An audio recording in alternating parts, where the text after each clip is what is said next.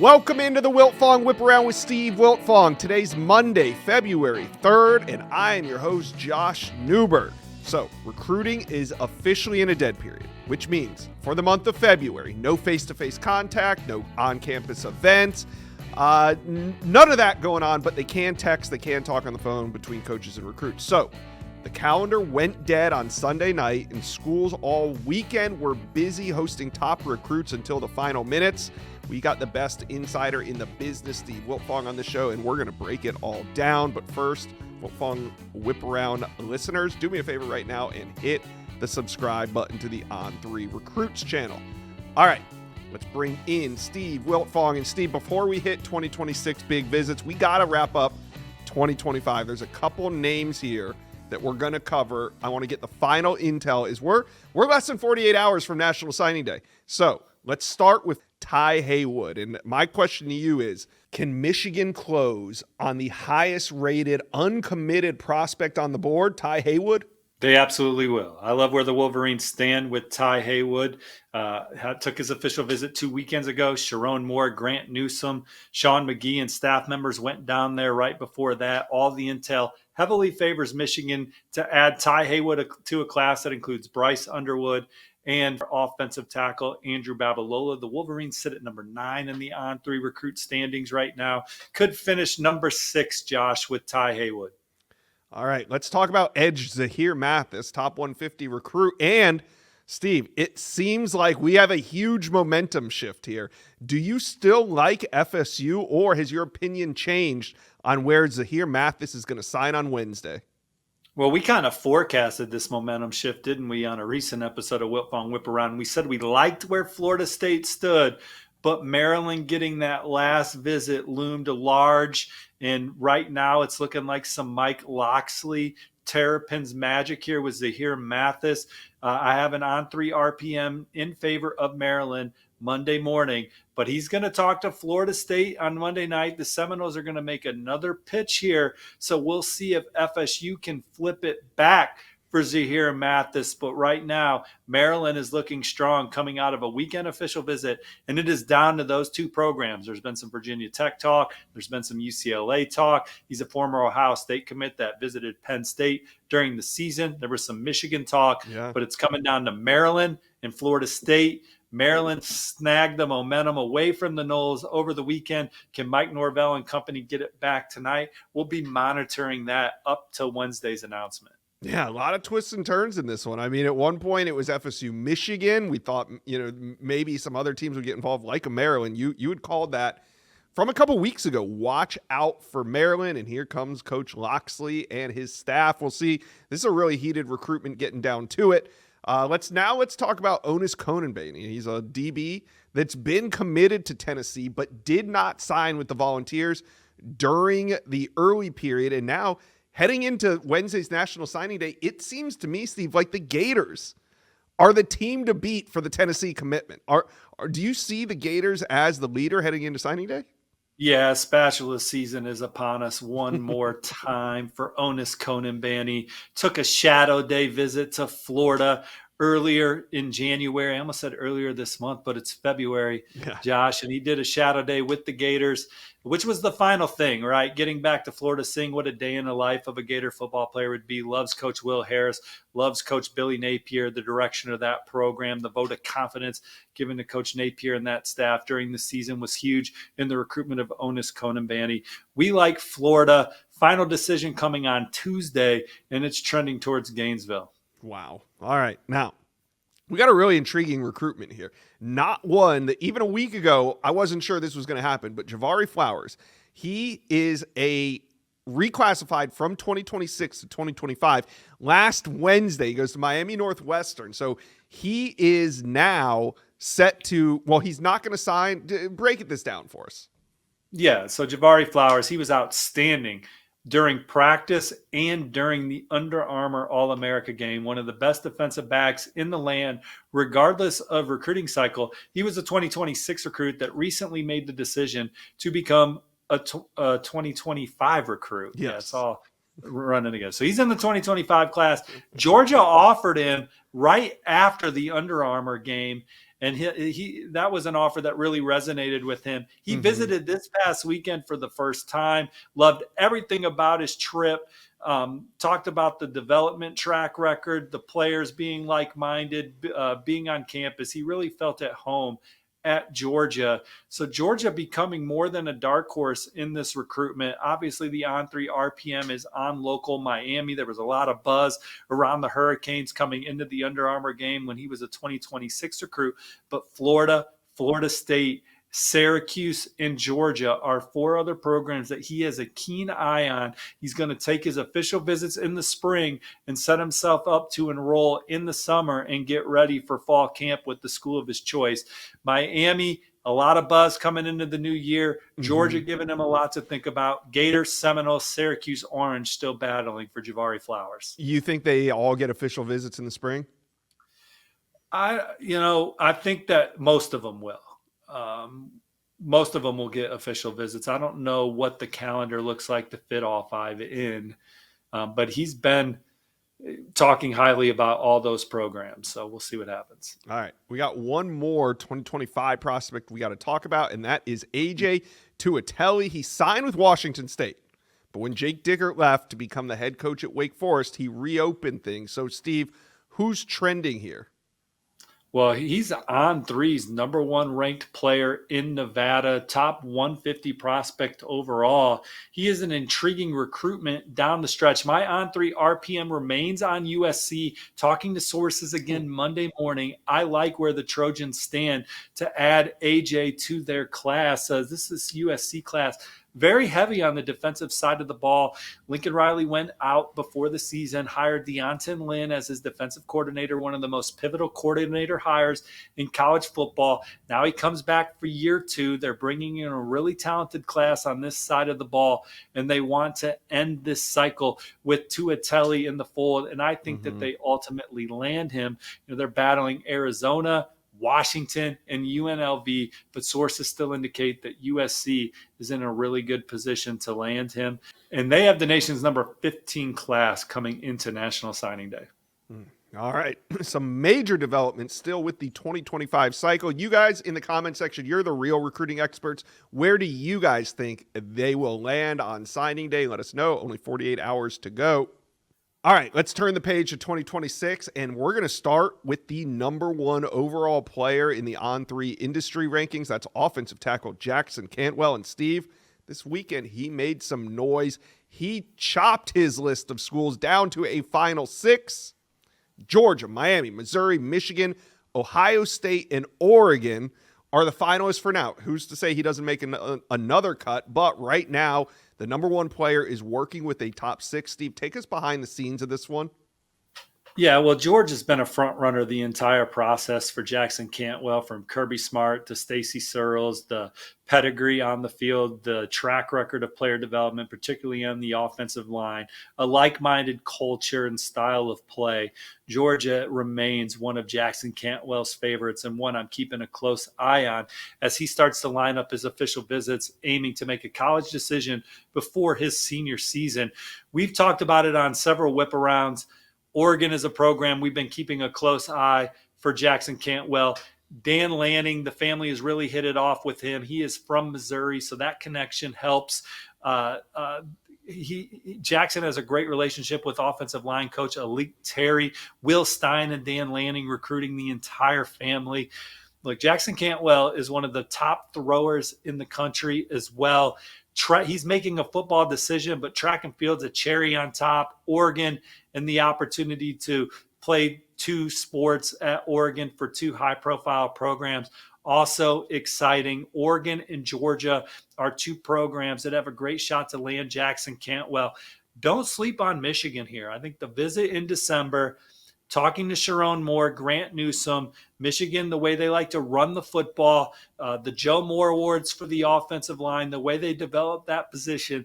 Michigan is another program that is in an intriguing spot for Jackson Cantwell. I put those 3 schools in tier 1 for him. Tier 2, you have Miami, you have Missouri, And you have Ohio State, and Ohio State's had a lot of coaching turnover, even Yeah. since he put out that top six. I don't know if Justin Fry was already Arizona Cardinals bound when that top six came out. Chip Kelly just got a humongous bag to become the offensive coordinator for the Raiders. So things have changed with Ohio State. We'll see who they get in there, but he just loves the program and what they stand for, and Coach Ryan Day. And they're in that tier 2 right now, in my opinion. Missouri, they love the offensive line coach there, Coach Brandon, and the way he talks to his players and develops them. And certainly the in-state pull, the family ties to Columbia. His dad, an Olympic shot put thrower, world champion, did his training out of Columbia. So he did a lot of growing up around Mizzou, and took a recent visit to Mizzou's campus, had another fabulous time. Miami is a program that he's only been once. All right. He went to a game this fall. He loved Coral Gables. Miami and Oregon are probably the programs that are reaching out the most of the six. Coach Cristobal, Coach Mirabal, they made an impression, but he really liked the vibe in Coral Gables. And so coming in, an official visit could be a humongous needle mover for Miami there. And it would not shock me if he picked Miami in the end. But all six schools still alive. He's looking to line up his official visits now. And we'll see what happens and what shakes with this next round of visits. But Georgia and Oregon certainly in a great spot. Michigan in tier 1. And then I have the other schools still very much in play. And so we'll see what happens with these official visits. Yeah. The way I look at it, I think Georgia is probably the team to beat right now, but we want to hear from you guys when it comes to number 1 overall player, Jackson Cantwell in 2026. Who do you think has the edge right now? Let us know. Comment section below. Let's talk a little Alabama recruiting, as it was a 5-star visit weekend in Tuscaloosa, and the Tide, they are fired up for Kalen DeBoer's second year, and recruits, they're flocking to town. So bring on Steve Wiltfong. Steve, what are you hearing on the 5 stars that visited Alabama for Junior Day over the weekend? Well, they had 3 of them, and I think that Alabama has become the one to beat for the nation's number 1 athlete, cornerback target for Alabama. Brandon Arrington, one of the fastest players in the land. Return trip for him from California. Look, this has been a recruitment that's had some fluidity to it. Texas A&M in the fall looked like the one to beat. Yeah. A recent visit to Oregon certainly propelled the Ducks into a great spot. USC's been a steady Eddie in the lead group. But this visit to Alabama this weekend, I think, has set the pace for him as he continues through his process. The bond he has with the players. He pointed to Alabama having a lot of corners on the roster from California. That made him feel very comfortable. General manager Courtney Morgan and him have a great relationship. He talked about Coach DeBoer taking Washington to the national title game and how Bama's quickly going to bounce back. And then Coach Mo Linguist, the cornerbacks coach, his track record having coached in the league, the stuff he's done before, he thinks Alabama can get the best out of him. He likes how he fits in with the guys on the team. Alabama is trending for Brandon Arrington. You had Tristan Keys on campus. He is the number 2 receiver in the country, number 7 player overall. Jamarcus Shepard is his lead recruiter, the receivers coach. The way he has historically developed receivers from Purdue to Washington State to now Alabama excites him. They have a fantastic relationship. I think Alabama is at or near the top of the list for Tristan Keys. You got places like Miami, Auburn, Tennessee, Texas A&M involved, but Alabama in a great spot for him. He enjoyed going to the basketball game. He talked about getting around guys on the team in the locker room. He said they're compatible, get along, great people. So it's potential teammates that he could see himself enjoying the college experience with.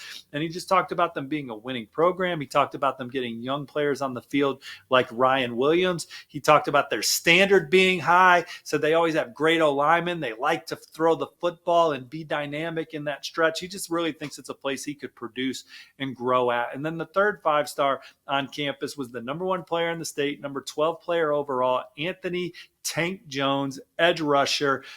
Christian Robinson has been his lead recruiter at Alabama. He's made several visits to the Crimson Tide campus.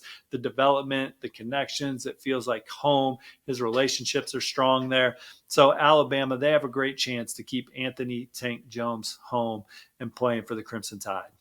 Beyond the notable 5 stars that were on campus, who else do you think Alabama made a big move with over the weekend? Yeah, well, the nation's number 4 edge, Trenton Henderson, he's from the Sunshine State, Pensacola Catholic. He was offered by Alabama in January. Then Kalen DeBoer went and visited him. He visited Alabama. He quickly scheduled his official visit for the weekend of June 6th. Loved the vibes on campus, loves the dedication to winning and being great. Alabama is certainly at the forefront of that recruitment. On threes, number 5 ranked linebacker Sincere Johnson. He's from the state of Ohio. The Buckeyes are favored on the RPM, but we saw Alabama go into that state this last cycle and beat the Buckeyes and many others for Justin Hill. They could do that for Sincere Johnson. He's loving Alabama. They're in the top 2 right now. The nation's number 2 safety, Caden Hall, had a great time. Again, he talked about the detail that Alabama has for their players, the way they prepare them to be successful as they battle Oklahoma, Florida, Clemson, Florida State. They're in a really good spot there. Same with the number 2 linebacker in the country, Isaiah Williams. He enjoyed getting around the staff again. Cedarian Morgan, number 3 receiver in the land, another priority in-state recruit. I get this. Alabama could lead for Cedarian Morgan, Josh, as they battle Auburn and others for him. Kevin Ford, a 4-star defensive lineman from the Lone Star State, he says he'll be back on an official visit. I think there's some optimism around Alabama that they're near the top of the list for Grant Weiss, a 4-star offensive lineman from the Sunshine State. He's a Miami legacy that's been making the rounds. And if Alabama's pushing, I think they lead for on 300 safety, Lasiah L.A. Jackson. He raved about his experience. So Alabama, they're going to land quite a few of these guys from junior day. They have the nation's number 3 recruiting class in 2025. This could be a very much big tone-setting visit weekend with top targets as they try and put themselves in position for another top 5 class in 2026.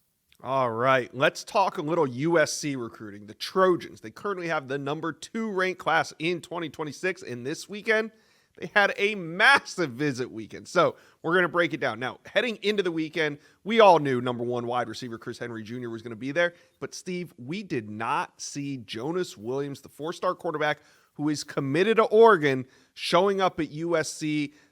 We know it's significant. Tell us what it means. Well, Lincoln Riley was out to see Jonas Williams right before he took his visit to USC this weekend. Obviously, he's committed to Oregon. But at this point in the process, talking to his dad, John, on Monday morning, just keeping our eyes open, looking at the best pathway for Jonas. Recruiting, it's an evolution, so to speak, and it's time to explore and see what destination and what university is truly best for him. And obviously, academics is a big deal in this process for Jonas Williams, and USC, what they offer off the field academically, the resources that you have in a place like LA.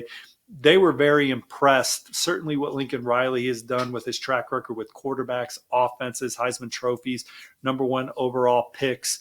That's exciting. Jonas Williams is USC's top target in 2026. Before you ask, Ryder Lyons is also a 2026 recruit on paper, but he's going to take a mission. So college programs are viewing him as a 2027 recruit. So USC obviously all in on Ryder Lyons, also all in on Jonas Williams.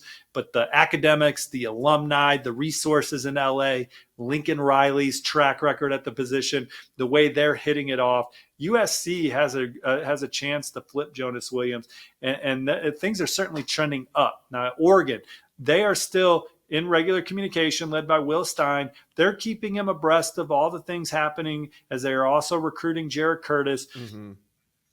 What's happening with their quarterback room could be fluid, with guys coming in, coming out, what's going to happen with Dante Moore. He'll be draft eligible after the season as well. So there's some moving parts there. Does Oregon take 1? Does Oregon take 2? But one thing we do know for sure is that Georgia and Ole Miss have recently offered Jonas Williams. USC got him on campus. Lincoln Riley was out there to see him. And the Trojans are a threat to flip the 4-star passer and top prospect from the state of Illinois. One of the first kind of bubbles in the 2026 QB dominoes, Steve? Well, obviously, Jared Curtis kind of started it, right? He was committed to Georgia, decommits, names Oregon his leader. Oregon has to recruit him, right? They have to see what's out there. Plus, again, Dante Moore could go pro after the season. Austin Novosad is in the room, and doing a good job as a backup quarterback. Where does he fit in moving forward? You have Achilles Smith Jr. Does Oregon try and take two this cycle to continue supplementing the depth? Can you take a Jonas Williams and a Jared Curtis at the same time? So those are all things that are kind of happening right now in the quarterback domino world. And you got other guys out there like Keyshawn Henderson, committed to Houston, but several schools swinging there, Auburn, LSU, Jake Fetty committed to Arizona State. LSU's involved there. So all kinds of things happening in the 2026 quarterback recruiting world right now. Yeah, it seems quiet at the quarterback position, but if you just look a layer beneath the surface, there's some movement coming up. So we'll continue to follow it. Now, Chris Henry Jr., we knew the number one wide receiver in America was going to make this visit this weekend, but what does this visit mean for USC's recruitment of him?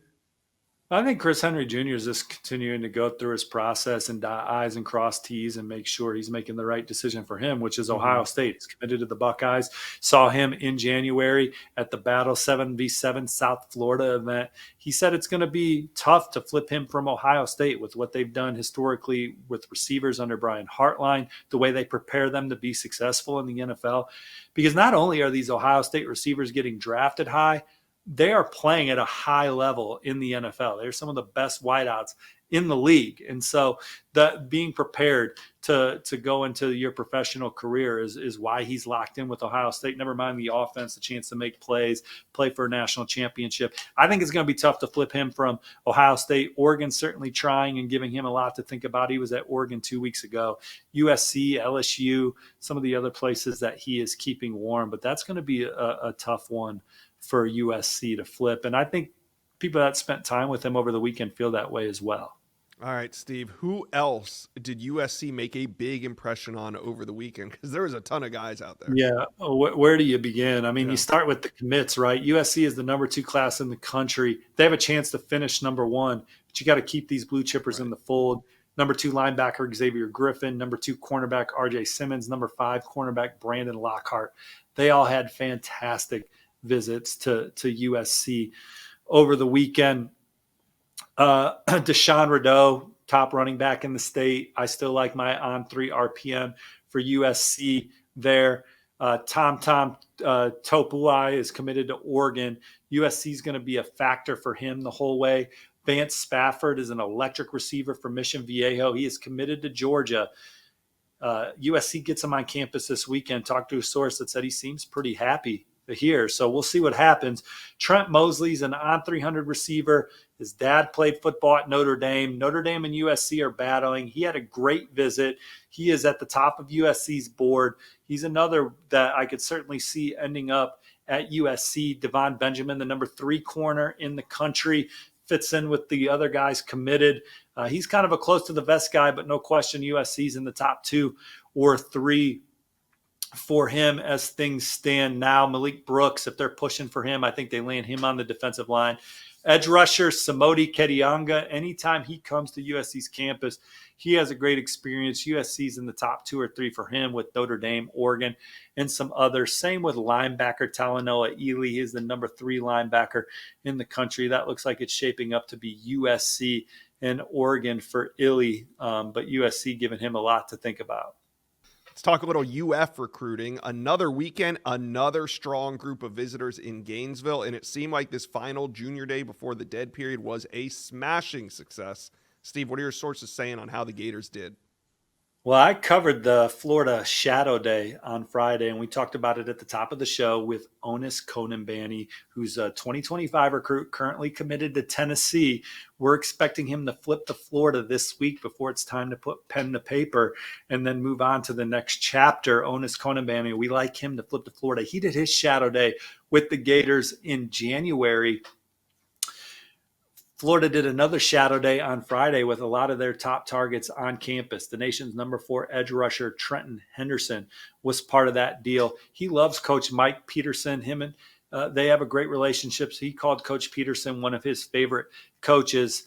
He's locked in a visit to Alabama. You have Auburn, Miami, Florida State, Michigan, some of the other contenders. But he said UF stacks high. He enjoyed going to classes and spending a day in the life of a college Florida athlete. Florida is certainly one of the front runners. Jabari Brady, Florida may lead for him. Fort Lauderdale Monarch receiver on 300 recruit. He did his shadow day with Vernell Brown III and Nashawn Montgomery, two early enrollee, true freshmen. But he said it was a lot of fun being there. We know that Florida is on a trend up. Billy Napier's been recruiting him for years. A lot of trust there in Coach Napier. Sam Greer is a four-star offensive tackle from Ohio.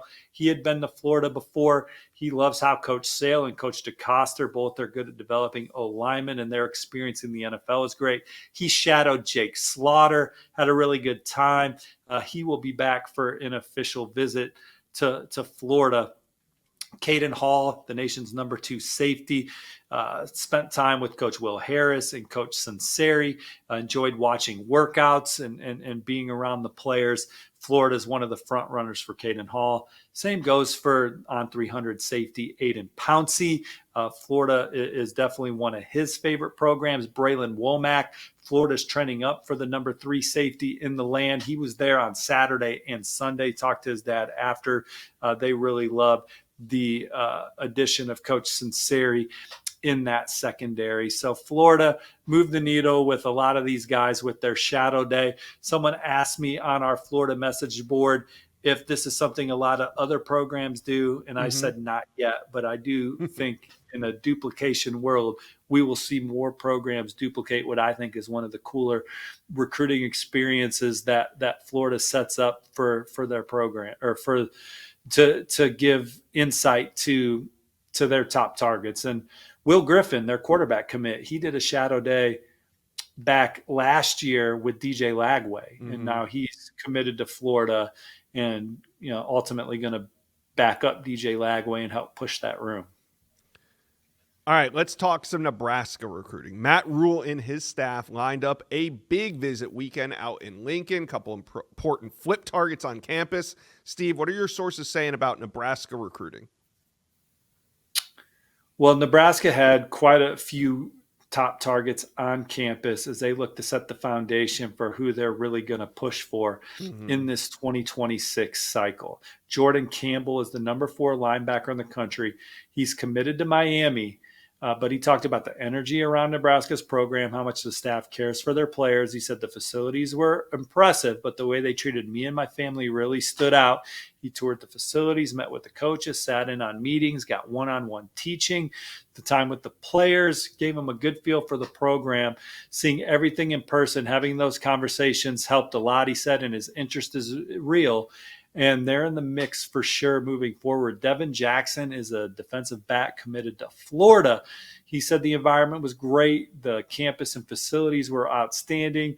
He likes being around the coaching staff, and that they're a definite high fit for him. And it's a great program for him to continue considering as his recruitment continues. Some other key targets for Nebraska this weekend, Josh. You have Mikhail Blade. He's a 4-star defensive lineman from Chicagoland. Matt Rule went and saw him last week. He returned the favor over the weekend, said he can't wait to be back and that something definitely big is building at Nebraska. Claude Mapuma is also from Chicagoland, Mount Carmel High.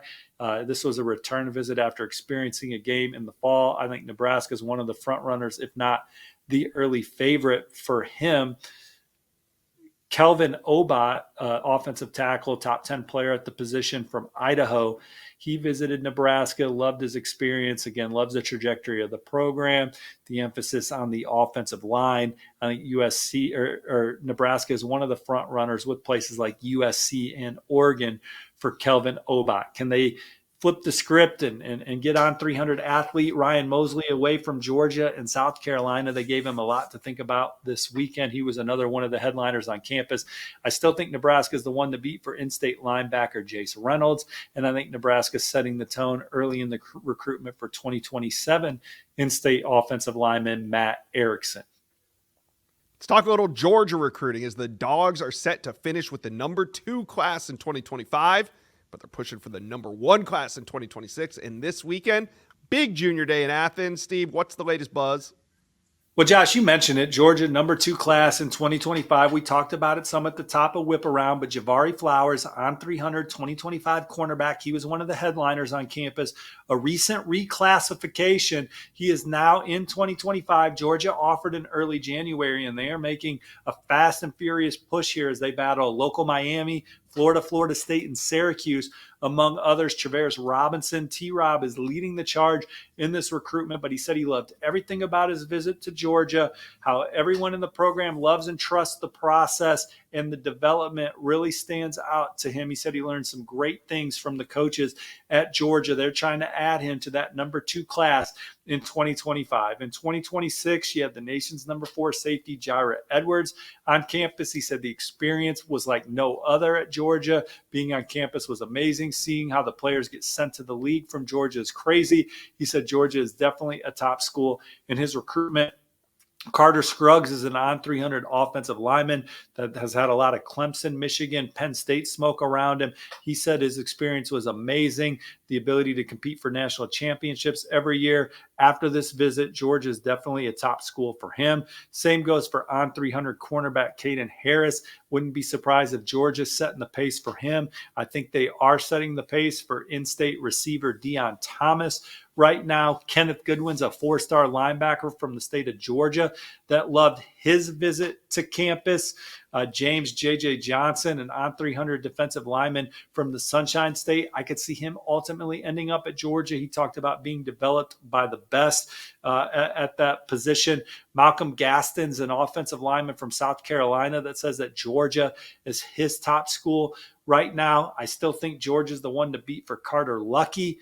He had a great visit to campus. Brandon Bennett tells me that Georgia surpassed all expectations. So Georgia had about 20 visitors on campus with offers, and they're at or near the top of the list for just about all of them. That will do it for today's episode of the Wiltfong Whiparound. Thanks for tuning in. Please make sure you hit like and subscribe to the On3 Recruits channel and be locked in for Wednesday. We will have a National Signing Day show recapping the highlights from the 2025 recruiting class, so you'll want to tune in to us on Wednesday on the On3 Recruits channel. Have a great Monday, and we will see you guys soon.